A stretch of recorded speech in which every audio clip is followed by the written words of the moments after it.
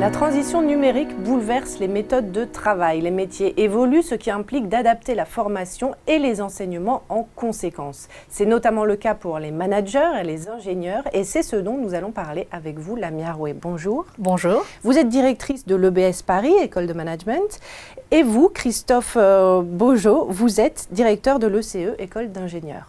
Bonjour. Alors, comment est-ce que vous adaptez vos méthodes de travail pour répondre à cette demande qui est nouvelle finalement dans ce contexte de transition numérique? Alors, aujourd'hui, il y a deux choses qui évoluent beaucoup. Les compétences recherchées par les entreprises et les étudiants que nous avons face à nous. Donc, c'est un exercice très complexe puisqu'on a face à nous les digital natives. Et notre objectif aujourd'hui, c'est de leur donner des clés pour comprendre les ingénieurs, des clés pour comprendre les techniciens. Et donc, dans les écoles de management, aujourd'hui, on a beaucoup de formations par le learning by doing et le learning by building, ce qu'on fait aussi beaucoup dans les écoles d'ingénieurs. Enfin, oui. Qu'on faisait d'abord dans les écoles d'ingénieurs, d'ailleurs. Oui, donc en effet, les écoles d'ingénieurs ont plutôt tendance à faire travailler le cerveau gauche et donc maintenant, il faut rééquilibrer en faisant travailler le cerveau droit, ce qui veut dire de nouvelles pratiques d'enseignement.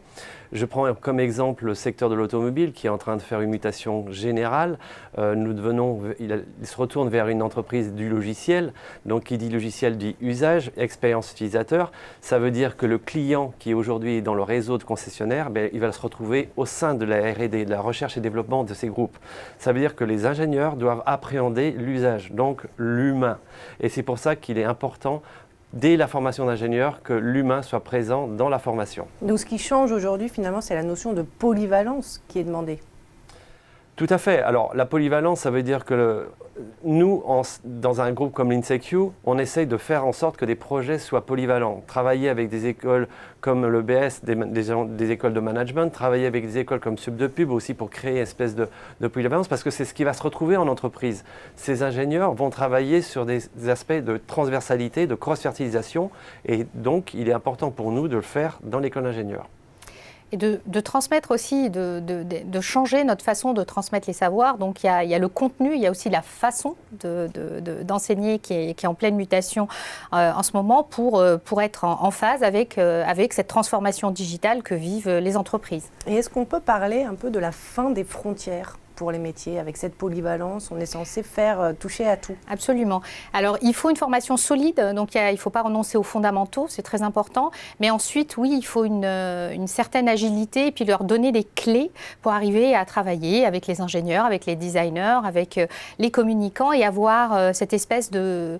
Oui, on peut parler de disparition des frontières. En tout cas, on ne fonctionne plus en mode silo, c'est clair, et on va aller plus vers de la transversalité des savoirs. Ce qui correspond bien d'ailleurs à la génération Z que vous évoquiez tout à l'heure. Oui, tout à fait. Ce sont des étudiants qui sont en recherche de sens, qui aiment travailler en mode collaboratif et qui n'ont pas peur d'aller chercher des ingénieurs et d'aller chercher d'autres façons de travailler. Donc,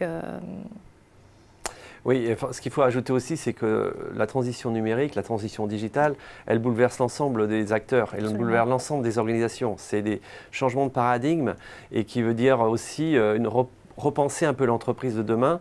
Et c'est pourquoi il y a cette mutation dans la formation, ce changement dans la formation où il est obligé d'avoir hybridation, transversalité, cross-fertilisation, c'est des mots qu'on entend souvent, et avec toujours une présence de l'humain. Et ne pas oublier la vision systémique, parce que ça aussi c'est important. On parle de la blockchain, qui sont des technos qui arrivent. Certes, c'est peut-être intéressant, mais la blockchain derrière, c'est des mines qui sont extrêmement qui utilisent beaucoup les ressources énergétiques. Et donc, si on regarde l'ensemble, c'est pas forcément très bien.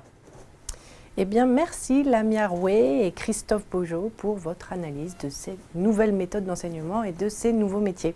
Merci beaucoup.